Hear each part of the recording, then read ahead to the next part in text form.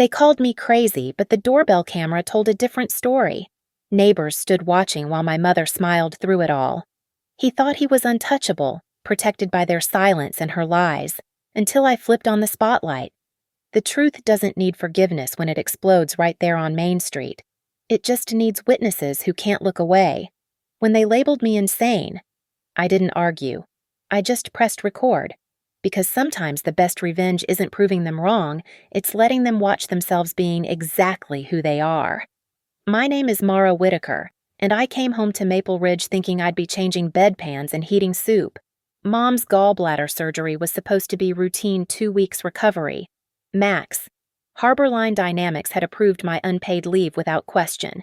After 6 years in the Army National Guard doing communications work, then 3 years climbing the corporate ladder, I figured I could handle whatever suburban Ohio threw at me. Roy Halbrook proved me wrong. The first day back, he was already performing. That's what Roy did performed, while Mom dozed upstairs, pumped full of painkillers. Roy hauled her recliner from the basement to the living room, making sure Mrs. Crane across the street could see him through her perpetually twitching curtains. He fixed the porch railing that had been loose since Christmas, whistling show tunes loud enough for the whole cul-de-sac to hear.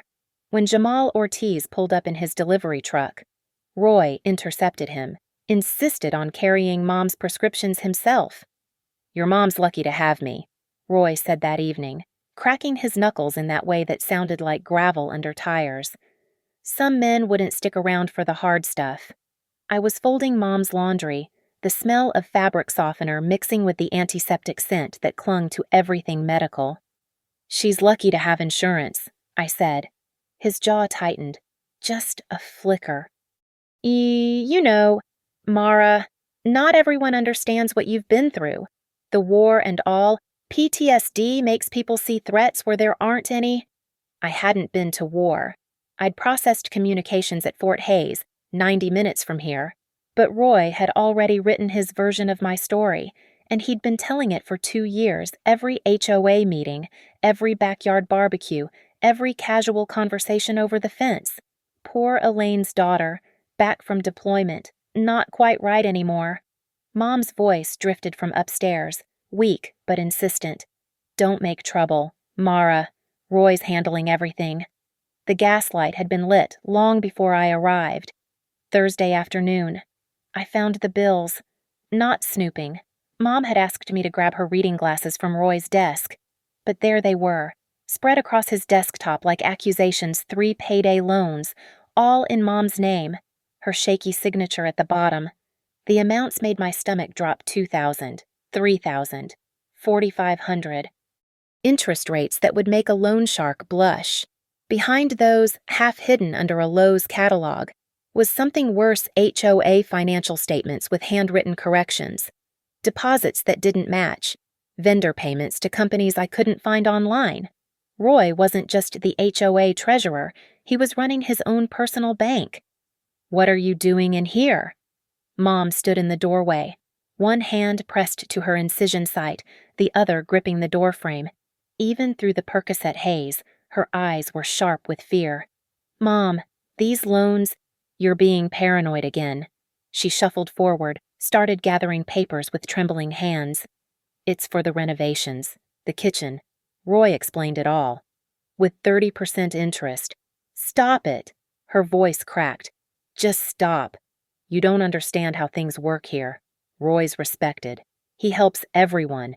You're too sensitive since you came back." Came back. Like I'd been gone to Afghanistan instead of Columbus. That night, at dinner, Roy carved the pot roast with surgical precision while explaining to my half-sister Tessa how some people couldn't readjust to civilian life. Tessa, 20 and deep in her phone, live-streamed her meal and nodded along. Mom pushed peas around her plate, occasionally touching her wedding ring like a talisman.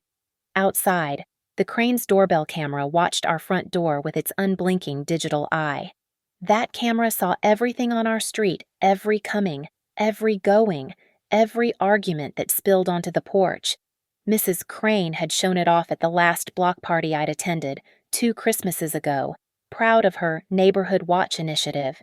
"We keep each other safe here," she'd said, wine-drunk and righteous. But safety, I was learning, was conditional in Maple Ridge. It belonged to men like Roy who fixed things and smiled right and knew how to make $4,500 disappear into renovation estimates nobody would question. The ice maker hummed. The air conditioner clicked on. Somewhere down the street, the ice cream truck played its dizzy melody. Even though it was nearly 8 p.m. and getting dark, Roy set down the knife and looked at me. Really looked at me.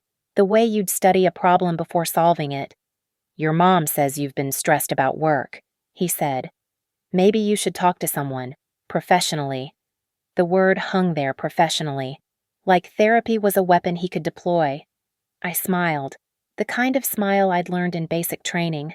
Maybe I will. Saturday, 2:45 p.m. The kind of Ohio afternoon where heat shimmers off driveways and lawn sprinklers tick like metronomes. I was in the front yard with a folder of HOA documents I'd printed from public records discrepancies highlighted in yellow. Roy's forged signatures circled in red. "We need to talk about these vendor payments," I said, keeping my voice level.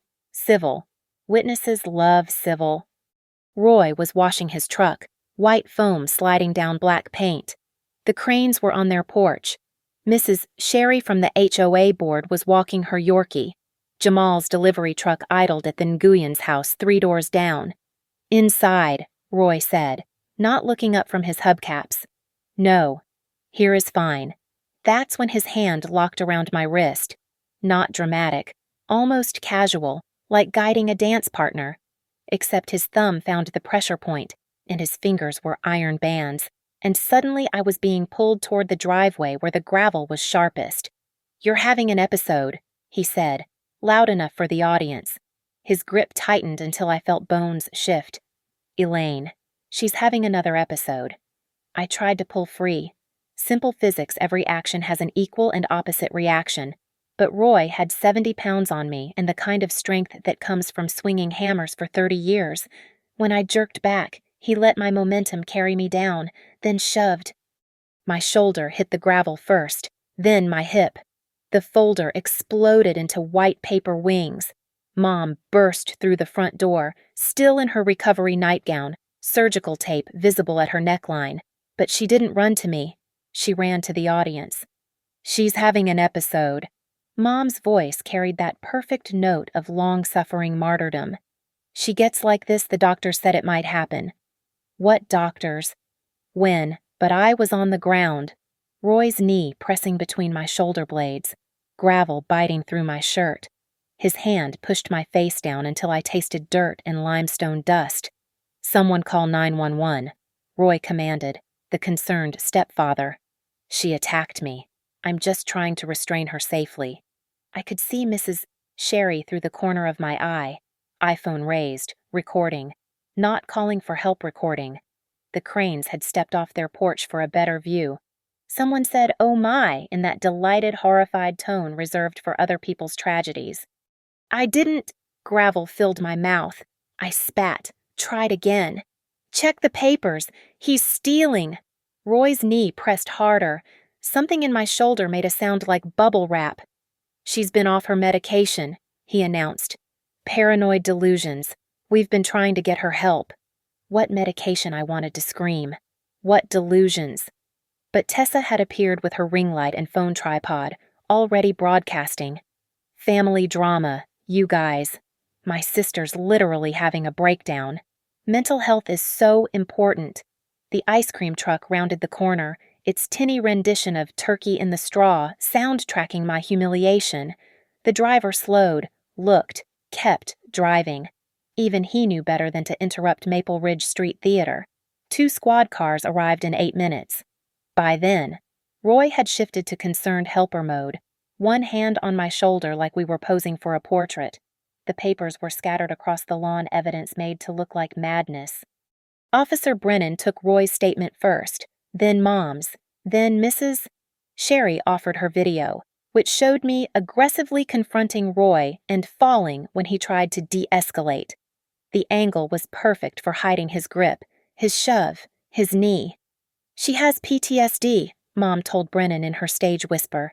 "From the service. She sees conspiracies everywhere. I was in communications at Fort Hays, I said. My shoulder screamed.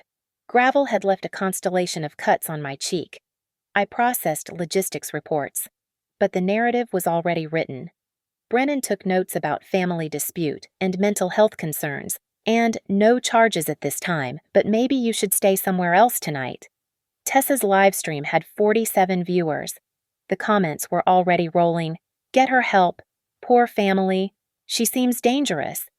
Roy helped me to my feet, the perfect picture of compassion. His hand on my elbow looked supportive. It felt like a vice. He leaned close, mint gum and aftershave, and whispered, "Nobody believes crazy." The neighbors dispersed back to their air conditioning. Mom collected the scattered papers, making sure to crumple them, to make them look like the obsessive scribblings of someone unwell. Tessa ended her stream with promises to update you guys if she does anything else.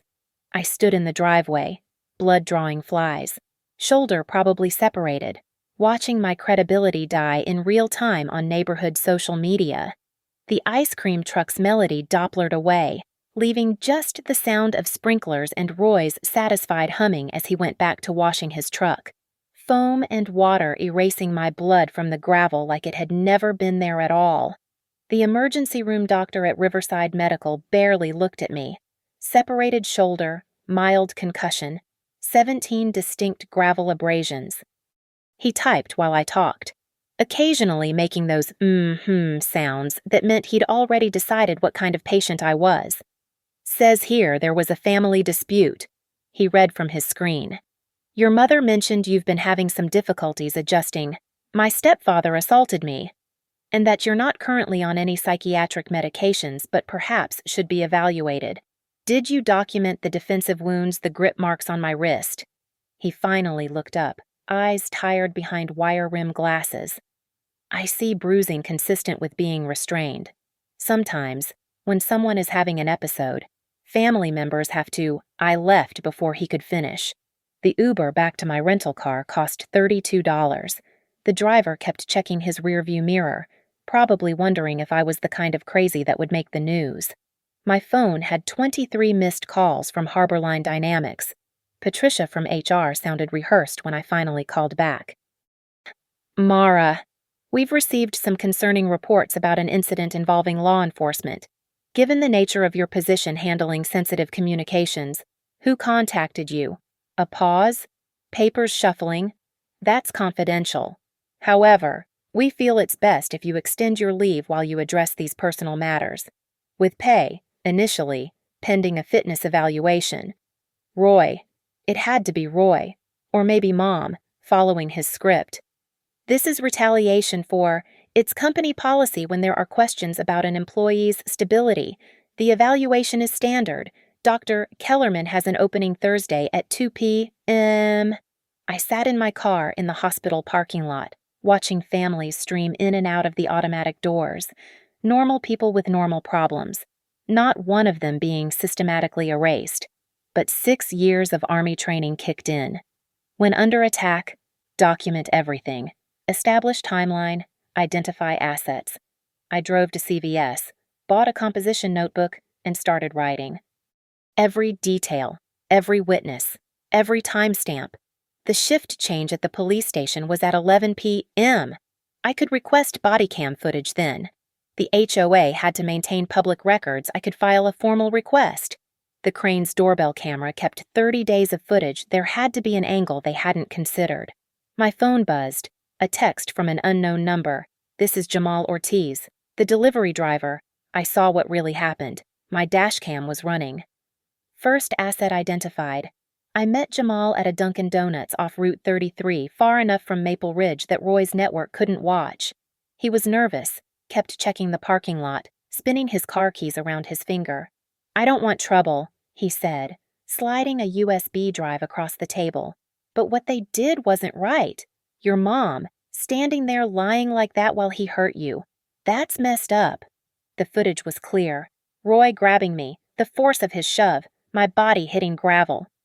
Even caught the moment his knee drove into my spine. But more importantly, it captured audio Mom saying, She's having an episode a full 3 seconds before Roy had even touched me, proof of premeditation. Why help me? I asked. Jamal shrugged. My sister had an ex like that. Everyone thought she was crazy too, until she wasn't. Besides, Roy's been skimming the HOA for years. Everyone knows. They just pretend they don't because he fixes their shit for free. Second asset identified communal cowardice could become communal guilt if properly leveraged. That night, I couldn't go home. Mom had texted that it would be best for everyone if I stayed away. So I sat in a Hampton Inn room, shoulder throbbing despite the Percocet, mapping out the suburban power structure of Maple Ridge. Roy had built a fortress of favors, fixed the crane's roof at cost, helped Mrs. Sherry's son get a contractor job, vouched for the Nguyens lending application. Each kindness was a brick in his wall, each neighbor a potential flying monkey in his campaign. But walls built on lies have weak points. I opened my laptop and started digging. Ohio property records, HOA filings, Secretary of State business searches. Roy's vendor companies were shells, registered to variations of his name. The construction supplies he bought with HOA funds went to private jobs. He'd stolen at least $60,000 over 3 years. At 1:17 a.m., Tessa posted a TikTok. Pray for my family. My sister is spiraling. Mental health is no joke. 800 views in an hour. 70 comments calling me dangerous, unstable, a threat. My name was becoming synonymous with madness in real time. But I'd been through worse. In basic training, Drill Sergeant Morrison had tried to break me down for 11 weeks straight. He'd failed. Roy Halbrook was about to learn what the Army had taught me when you're pinned down taking fire. You don't retreat. You call in the artillery. Tuesday morning. 7:15 a.m. The Cranes were at their kitchen table, coffee and newspapers. When I knocked, through the door's glass panel, I watched them exchange looks, the kind married people perfect after 40 years. We don't want any trouble, Mr. Crane said through the barely opened door. Neither do I. Just information. I held up my phone, showing screenshots of Ohio insurance law. Your homeowner's policy has a liability clause. If you knowingly possess evidence of assault and withhold it, you become party to potential litigation. Mrs. Crane appeared behind her husband, face tight with worry. We didn't see any assault. Your doorbell camera did. Wide-angle lens, motion-activated, 30-day cloud storage. I kept my voice professional, clinical. I'm hiring Nova Frame Labs to do forensic video analysis. They'll subpoena ring for your footage. That's $3,000 in legal fees I could avoid if you simply shared what you have. Roy helps us, Mr. Crane said quietly. When our son was laid off, Roy steals from the HOA. I have proof. I showed them the shell company registrations. When this comes out, and it will do, you want to be the neighbors who helped him or the ones who stood for truth. They invited me in. Their footage was gold. The camera caught everything from a higher angle, Roy's hand clamping my wrist, the calculated way he used my momentum against me, Mom's rehearsed performance starting before the violence. Mrs. Crane burned it to a DVD with shaking hands. We thought you were troubled, she admitted. Roy said you'd been hospitalized during service. I had my appendix removed at Fort Hays Medical Center. That's my only hospitalization. They looked smaller somehow, shrinking into their breakfast nook. Nova Frame Labs operated from a strip mall in Worthington, sandwiched between a vape shop and a tax preparer. Marcus Chin, no relation to anyone in Maple Ridge, was 26, MIT dropout, and exactly the kind of obsessive I needed. 3 sources of footage. His eyes lit up. Different angles, timestamps. Oh, this is beautiful. I can sync these down to the millisecond, create a composite timeline, like the Zapruder film but for suburban violence. How much? $1,500. But if this goes to court, I want to testify. I fucking hate bullies. Third asset, righteous nerds. The police station's records department was run by Sergeant Lisa Torres, a former Marine who recognized the careful way I held my still healing shoulder. Body cam footage request. She looked at the form, then at me. The Halbrook incident. I heard about that. What did you hear? That Roy Halbrook's been dirty for years and finally picked the wrong person to fuck with. She stamped my form. 3 to 5 business days. Officially. She handed me a USB drive 2 hours later in the parking lot. Unofficially. Soldier to soldier. That man's been making women look crazy for decades. His first wife, before Elaine. She had a breakdown too, moved to Michigan, never came back. The body cam showed Officer Brennan's perspective. Roy's performed concern. Mom's tears on cue. But also something else. Roy slipping Brennan a business card, mentioning a deck repair discount. Soft corruption. Suburban style. Wednesday night. I found the smoking gun. The HOA's security system backed up to a cloud server every night at 3 a.m. But someone Roy had been deleting select files. Except he didn't know about cache copies. Temporary files that existed for 72 hours before auto-deletion. I'd learned about them doing IT security training at Harborline. The cached footage from Saturday showed Roy and Mom on the porch at noon, 3 hours before the assault. They were practicing. Roy showing Mom where to stand, what to say. Mom nodding, taking direction like an actress blocking a scene. When I grab her, you count to 3, then start yelling about episodes, Roy said clearly. What if she doesn't come outside? Mom asked. She will. Girl can't resist a fight for justice. He laughed. That's what makes her so easy to paint as crazy. Nobody trusts a woman on a crusade. I saved 17 copies across different drives and cloud services. Marcus called at 11:43 p.m. Excited. I found something. Your stepfather paid someone $500 to scrub footage from the HOA security system, but the metadata signatures don't match the deletion happened after the footage was already duplicated. Someone has the original. Who? Checking. Holy shit. It's Mrs. Sherry, the HOA board president. She saved copies before Roy could delete them. Why would she? Cover her ass insurance, or maybe she's not as loyal to Roy as she seems. I thought about Mrs. Sherry recording with her phone, standing at the perfect angle to seem supportive while actually documenting everything, playing every side. Thursday, Dr. Kellerman's evaluation. I brought my evidence folder, 4 inches thick now. He didn't want to see it. This obsessive documentation actually supports concerns about paranoia. It's not paranoia if it's really happening. That's exactly what someone experiencing paranoia would say. Catch-22 Suburban Edition. But I didn't need him to believe me. I just needed to run out the clock until the Summer Street Festival. 3 more days. That night, a text from an unknown number. This is Sherry Hoffman. We should talk. Privately. The fortress was cracking. Mrs. Sherry wanted to meet at Panera Bread. Public, but private. The kind of place where suburban secrets got traded over soup and sandwiches. She was already there when I arrived, nervous fingers shredding a napkin. I kept copies of everything, she said without preamble. Every edited file, every deleted footage. Roy doesn't know. Why, insurance? He's useful but dangerous. I needed leverage. She pulled out a flash drive. But Saturday went too far. Your mother standing there while he hurt you. I have daughters. The drive contained 3 years of evidence. Roy's theft was just the surface. He'd been running contractor scams, billing the HOA for work never done, materials never purchased, but worse complaints from 2 other women, both dismissed as hysterical. Both moved away within 6 months. The Summer Street Festival, I said. He's announcing his run for HOA president. I know. Sherry's mouth twisted. He thinks he has my support. Does he? He did. Until I watched him grind your face into gravel while your mother performed grief? She stood. I won't publicly oppose him, but I won't stop you either. The festival was in 3 days. I had evidence but needed delivery system. That's when Ben Larkin called. Heard you're back in town, Ben said.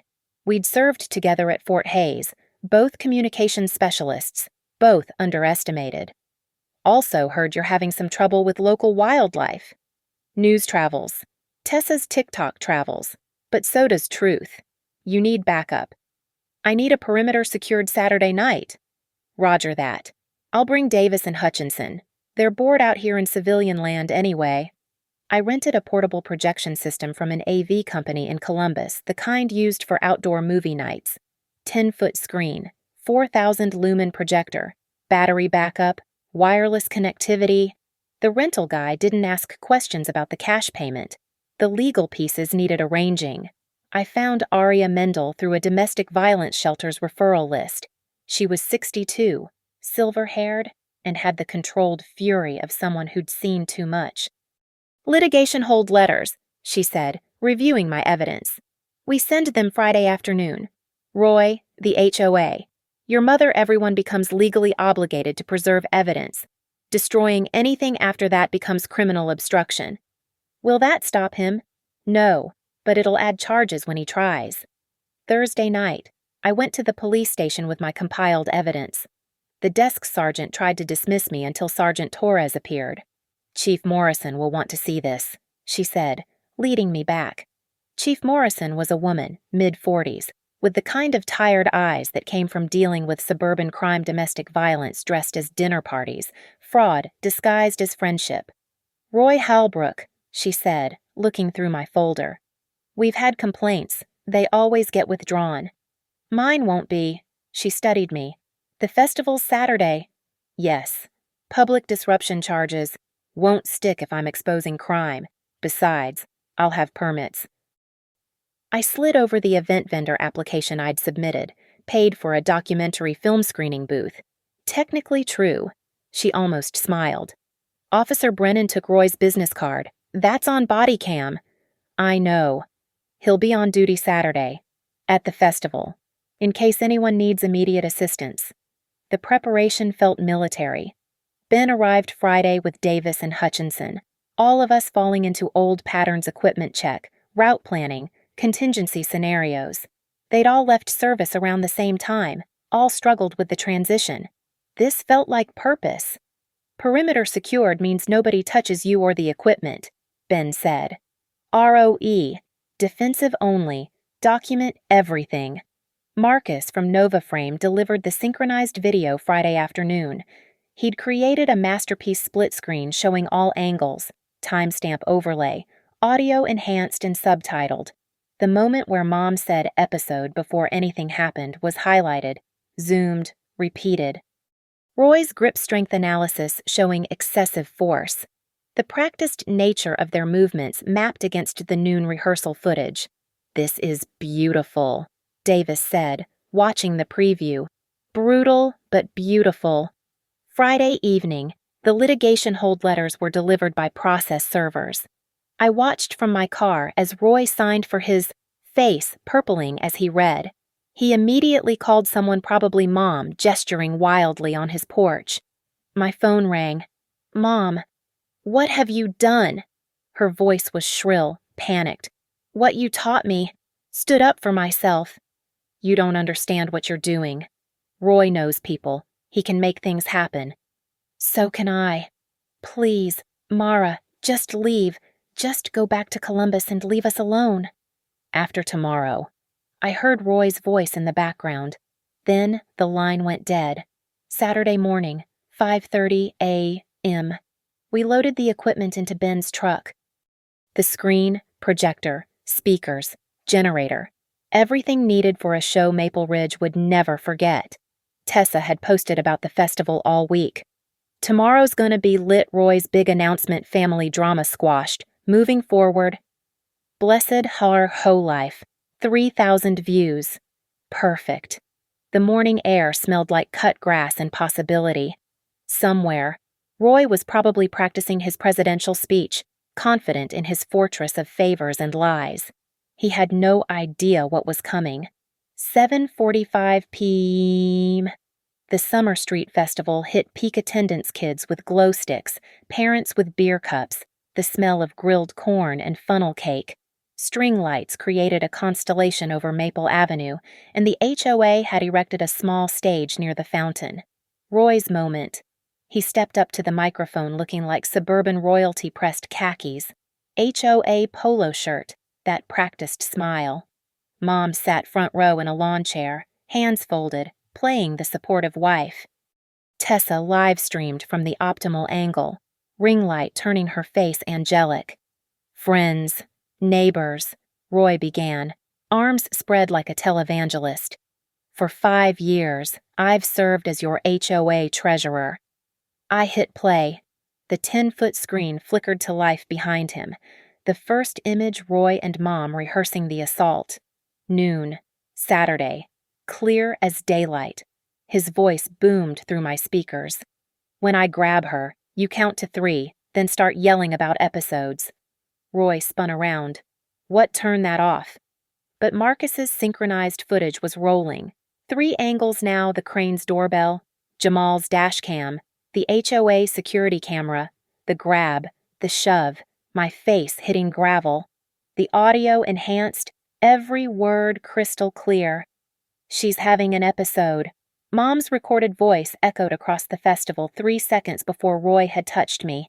The timestamp glowed, proof of premeditation. The crowd stirred. Parents covered children's eyes. Mrs.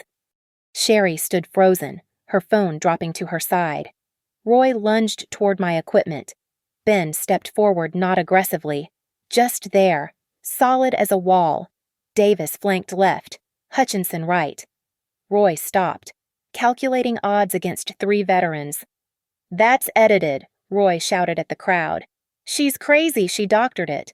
The screen switched to documentation: HOA financial records, shell companies, $60,000, itemized, highlighted, undeniable. Vendor payments to R&H Construction, Roy's initials. Halbrook Supplies LLC, his surname. Turn it off. Roy's mask slipped completely, face contorting with rage. Someone call the police. Already here, Chief Morrison said, stepping from the crowd. Officer Brennan beside her, hand on his radio, looking sick as the body cam footage played. Roy slipping him that business card, mentioning deck repairs. Mom stood up, swaying. This is a mistake. Mara's sick. The noon rehearsal footage looped. Mom taking direction, practicing her lines. What if she doesn't come outside? Her recorded voice asked. She will. Roy's voice answered. Girl can't resist a fight for justice. That's what makes her so easy to paint as crazy. Mom's face crumbled. The supportive wife mask couldn't hold against her own words echoing across the festival. Tessa's live stream was catching everything, but her commentary had stopped. She stood silent, phone shaking, as her follower count exploded. 5,000, 8,000, 12,000 viewers watching Roy's empire collapse in real time. The screen shifted to victim statements. 2 women, names redacted, describing similar patterns. Assault, then accusation of mental illness. Community turning against them, forced to move. Mrs. Sherry's HOA records showed both women had filed complaints dismissed, deleted, but archived in those cache files Roy didn't know existed. You vindictive bitch! Roy broke past Ben, charging at me. I didn't move. Didn't need to. He made it 3 steps before Chief Morrison intercepted him. Roy Halbrook, you're under arrest for assault, financial fraud, and obstruction of justice. You can't, I know people. So do I. And they're all watching. The crowd had formed a circle, phones out, recording from every angle. The Cranes stood together, Mr. Crane's arm around his wife. Jamal had appeared, still in his delivery uniform, nodding at me with respect. Even Mrs. Sherry had her phone up again, documenting Roy's arrest like she'd documented my assault thoroughly, carefully, covering every angle. Roy tried to pull away from Morrison. This is harassment. She's unstable. Tell them. Elaine. Mom looked at him, then at me, then at the screen still showing their rehearsal. I can't. Tell them. I can't, she whispered, then louder. I can't lie anymore. Brennan cuffed Roy, reading Miranda rights while Roy screamed about lawyers, connections, how he'd destroy everyone. The threats bounced off the wall of witnesses, impotent now that everyone could see who he really was. Tessa lowered her phone. tears streaming. "I'm sorry," she mouthed at me. Her live stream comments were flooding. "Your sister's a hero." "We were wrong." "Roy's a monster." "Your mom enabled abuse." The screen went dark. I'd shown enough. "Mara Whitaker," Chief Morrison said, approaching me. "We'll need your evidence files." I handed her a prepared USB drive. "Complete documentation. Aria Mendel is my attorney. She has copies." Roy was being led to the squad car, still ranting, when something in him snapped. He turned to me, eyes wild. "You destroyed everything." "My reputation?" "No," I said, loud enough for everyone to hear. "I just showed them what was already there." The squad car door slammed. Red and blue lights painted the string-lit festival as they drove Roy away. The crowd remained, uncertain. The festival atmosphere shattered like Roy's carefully constructed image. Mom approached, reaching for me. I stepped back. The crowd hadn't dispersed. They stood in clusters, voices low, processing what they'd witnessed. I pulled out my prepared statement, typed and printed that morning, hands steady despite the adrenaline crash coming. "My name is Mara Whitaker," I read, voice carrying across the stunned festival. "I served 6 years in the Army National Guard. I am not crazy. I am not unstable. I was assaulted, gaslit, and defamed by Roy Halbrook while this community watched." Silence. Even the kids had stopped running around. "I was told I was having episodes. You believed it. I was told I was paranoid. You spread it. My mother stood beside my abuser and called me sick while I bled on your street." I looked at each face. "You all saw the evidence tonight. This is what complicity looks like." Mrs.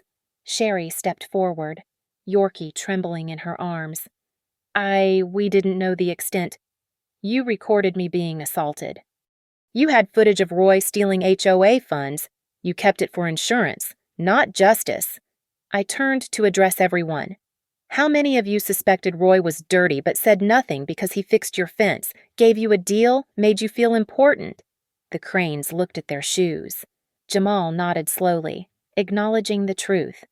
Aria Mendel appeared beside me, having watched from the crowd. "I'm Ms. Whitaker's attorney. We'll be filing civil suits for assault, defamation, and intentional infliction of emotional distress. Those who witnessed the assault and failed to report accurately will be named as accessories." A ripple of panic through the crowd. "However," Aria continued, "those willing to provide sworn statements tonight acknowledging what they actually saw may be excluded from litigation." The stampede was almost comical. Neighbors who'd avoided my eyes for a week suddenly needed to tell the truth. Mrs. Sherry was first, voice shaking as she spoke to Aria's recording device. "I saw Roy Halbrook grab Mara unprovoked. I saw him throw her down. I heard Elaine lie about an episode. I should have said something." One by one, they came forward.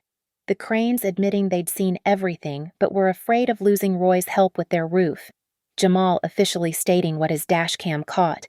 Even some I hadn't expected than Guyans, the Patel family, the young couple from the corner house, all admitting they'd seen or suspected abuse, but chose silence. Officer Brennan approached, badge off, looking younger without authority. "I need to apologize. I took his card. I let him influence. Tell internal affairs." I cut him off. "Not me." Tessa stood at the edge, phone dark for once. She approached tentatively. "The live stream I didn't know. I thought." She swallowed. "Mom told me you were sick. Roy said the military broke you. I believed them. You broadcasted lies about me to thousands of people." "I know. I'm sorry. I'll post a retraction. Tell everyone the truth." "The truth was always there. Tessa, you just preferred the story." Mom hadn't moved from her lawn chair, staring at the empty stage where Roy should have been triumphant. I walked over, Aria beside me. "Mara," Mom started. "Stop." I held up the prepared paperwork. "Temporary restraining order. You're not to contact me. Come within 500 feet, or make any public statements about my mental health." "I'm your mother." "You're Roy's accomplice. You practiced hurting me. You stood there while he assaulted me and performed grief for the neighbors. I set the papers in her lap. When you're ready to admit what you did, not explain it, not justify it, just admit it, then maybe we can talk. Where will I go with Roy arrested? That's not my problem anymore. Chief Morrison returned. Roy processed and held on multiple charges. Ms. Whitaker, we'll need you to come to the station tomorrow for a full statement. My attorney will be present. She nodded. Then lower. For what it's worth, I believe we failed you. The department. This community. We saw what we wanted to see. No, I corrected. You saw what was easier to see. The festival was effectively over. Parents gathered their children, vendors closed early, string lights illuminating an empty battlefield. Ben and his team helped me pack the projection equipment. Outstanding operation, Davis said. Textbook psychological warfare. It wasn't warfare, I said. It was just truth. As we loaded the truck, neighbors kept approaching, apologizing, explaining, justifying. I didn't respond. Their guilt wasn't my burden. Mrs. Sherry made one last attempt. The HOA will need a new treasurer, someone trustworthy, someone who understands finances and, no, but you'd be perfect. I'm done with Maple Ridge. I closed the truck gate. You want trustworthy, try being at first? The last thing I saw was Mom, still in her lawn chair, Tessa beside her, scrolling through thousands of comments calling them enablers, abusers, liars. The string lights made shadows on their faces fitting. Since they'd been living in shadows all along, Arya handed me her card. The civil suits will take months, but with this evidence you'll win. Roy will pay. Your mother will pay. The HOA's insurance will pay. It's not about money. No, she agreed. But consequences need to be tangible. Otherwise, Maple Ridge learns nothing. The projection screen folded with a soft whisper, collapsing into itself like Roy's carefully constructed world. I unplugged the speakers, coiled the cables, each movement precise and final. The string lights above still twinkled, but the festival had become a ghost town, paper plates abandoned, a half-eaten funnel cake on a picnic table, someone's forgotten lawn chair still facing the empty stage. Ben loaded the last of the equipment. You need a ride. I'll walk. The rental car was parked 3 blocks away. I wanted to feel each step leaving Maple Ridge, each footfall taking me further from Mom's lies and Roy's violence and the neighbors who'd chosen comfortable blindness. A police cruiser rolled past, lights off, just patrolling. Through the window, I saw Officer Brennan in the passenger seat. He didn't wave. Neither did I. My phone buzzed Harborline Dynamics. Patricia from HR, probably calling about the evaluation, the fitness assessment, the whole machinery of institutional doubt Roy had set in motion. I let it ring. The evening air smelled like spent fireworks and overcooked meat. 9:23 p.m. on a Saturday that had started like any other and ended with Roy in county lockup. Mom served with a restraining order, and Maple Ridge forced to see itself clearly for the first time. At my car, I found Jamal waiting, leaning against his delivery truck. Just wanted to say, he started, then stopped. My sister, the one with the ex, she never got justice. Not like this. So, thank you for showing everyone it's possible. I had evidence, good timing, help. You had courage, he corrected. The rest was just tools. After he left, I sat in my car, engine off, watching Maple Ridge through the windshield. This suburb had tried to erase me, paint me as crazy, broken, dangerous. They'd almost succeeded.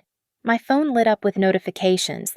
Tessa's retraction video had gone viral, 50,000 views and climbing. The comments were a tsunami of apologies, disgust at Roy, anger at enablers. Someone had started a hashtag #Believe Survivors.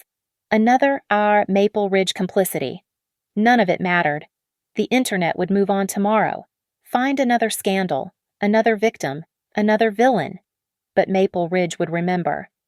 Every HOA meeting, every neighborhood barbecue, every time they passed my mother's house, they'd remember the night they couldn't look away. I started the engine, pulled onto Main Street. In the rearview mirror, the string lights grew smaller, dimmer, then disappeared entirely as I turned onto Route 33. The Hampton Inn room was still paid through tomorrow.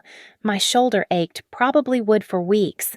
The bruises were turning purple-green, a sunset of violence across my skin. But I was breathing. I was free. I was believed. My phone rang again. This time, I answered. Ms. Whitaker. Patricia from HR sounded different, uncertain. We've been made aware of some developments regarding your situation. The, documentation that's been shared publicly. The company would like to discuss immediate reinstatement with back pay, and we're prepared to cover any counseling or legal expenses you've incurred. I'll think about it. Of course. Take your time. We, the company, apologizes for any rush to judgment. After I hung up, I sat on the hotel bed, still in my clothes, staring at the beige wall. Somewhere, Roy was in a cell. Mom was alone in a house built on his lies. Tessa was watching her follower count hemorrhage. The neighbors were probably gathered in small groups, rewriting history, claiming they'd always suspected, always known. Would have helped if only they'd been sure. But I didn't care about their revisions. I touched the bruise on my shoulder, already fading at the edges. In basic training, Drill Sergeant Morrison had said pain was just weakness leaving the body. He was wrong. Pain was evidence, proof of survival, a receipt for the price of truth. I opened my laptop, started typing up my statement for tomorrow's police interview. Facts only. No emotion. No editorializing. Just the methodical documentation of how one man's violence became a community's shame. Outside, thunder rolled across Ohio, a summer storm coming. Good. Let it rain. Let it wash the festival decorations into the gutters, Roy's campaign signs into the sewers. Let Maple Ridge wake up tomorrow soaked and clean and unable to pretend Saturday night never happened. My phone buzzed. A text from a number I didn't recognize. My name is Sarah Halbrook, Roy's first wife. I saw the video. Thank you for doing what I couldn't. If you need another witness. I'm ready now. I smiled the first real smile in weeks. Then I turned off the lights, closed my eyes, and let the storm roll in. The rain sounded like applause, like vindication, like every lie being washed away. When they called me crazy, I didn't argue. I just pressed record. And when the truth finally played on that 10-foot screen, under those pretty string lights, in front of the whole neighborhood, I didn't need their apologies or their shame or their sudden understanding. I just needed them to see. And they did. They all did. Thank you for listening to this story. I'd love to know where in the world you're hearing this. Drop a comment, and let's connect across the miles. If this story resonated with you, please subscribe to the channel and share your thoughts below. Your own experiences and perspectives make these stories come alive. Until next time, stay strong and keep fighting for your truth.